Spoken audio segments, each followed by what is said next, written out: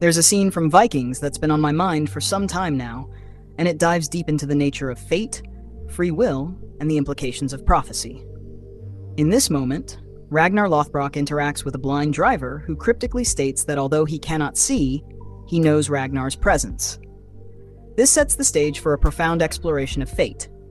Is Ragnar truly the master of his destiny, or is he just a pawn in a game played by the gods? Earlier in the series, the seer had foretold Ragnar's death would coincide with the day a blind man sees him.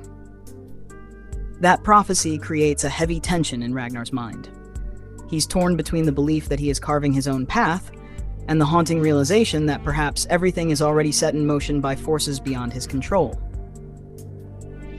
This notion is particularly compelling when you consider how often we believe we are in charge of our decisions, yet how easily those decisions can be influenced by external beliefs and prophecies. When confronted, Ragnar defiantly declares that he alone is responsible for his fate. Not you. Not the gods. Me. His assertion is not just about pride. It's a desperate claim to autonomy. He insists that his decision to venture into England, fully aware of the impending danger, was his choice, an act of agency. Yet, when the blind driver suggests he can still see him, it complicates Ragnar's narrative. It begs the question, is he truly the architect of his fate, or are the pieces of his life being orchestrated by a divine hand? The seer's response is equally fascinating, as he allows that if Ragnar believes he is in control, then in a way, he is. This interplay reveals a deeper truth about perception. What one believes can shape their reality. But it also points to a dangerous ambiguity inherent in prophecy. The seer's words are shrouded in riddles, which often lead to confusion rather than clarity. Prophecies can be seen as double-edged swords. While they offer glimpses into potential futures, they can also constrain individuals by limiting their perceptions of what is possible. Ragnar's subsequent dialogue highlights this point further. He refers to Lagertha, whom the seer had told she would never bear another child. As a result of that prophecy, she put her unborn baby in danger, ultimately leading to tragedy. Ragnar argues that if Lagertha had not been burdened with that belief, she might have been more protective, leading to a different outcome.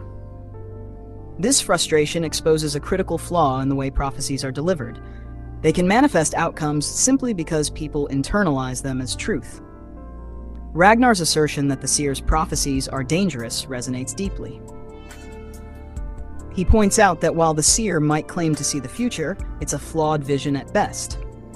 He questions the very foundation of belief in prophecies, asking how the seer could possibly know that Lagertha's loss was her destined fate. The seer responds with another maybe, which only underscores the uncertainty surrounding prophetic declarations. It's maddening.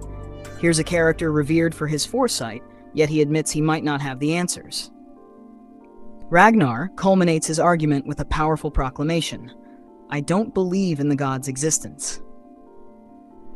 This statement shakes the foundations of the belief system within their world. If the gods are merely constructs of human imagination, designed to explain the unexplainable, then who truly holds the power over destiny? This sentiment aligns closely with our previous discussions about agency in the human experience. It suggests that we have dominion over our own futures, challenging the passive acceptance of a predestined path. This line of thinking leads to a broader exploration of good and evil. If the concept of sin emerged from humanity's choices, rather than an external force, then the true nature of our reality rests in our hands. The absence of evil would mean the absence of human action, raising profound questions about morality. If I were the only person on Earth, would concepts of good and evil even exist?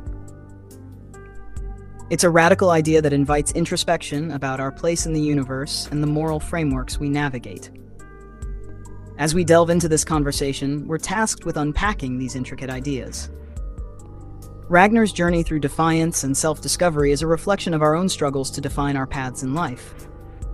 He challenges us to question the narratives handed to us, encouraging us to reclaim ownership over our stories. In a world filled with uncertainty, while glimpses of the future may guide us, it's ultimately our choices and actions that shape the final masterpiece of our lives. Let's explore these concepts and see how they resonate with our own experiences as we seek to understand the interplay between fate and free will in our existence.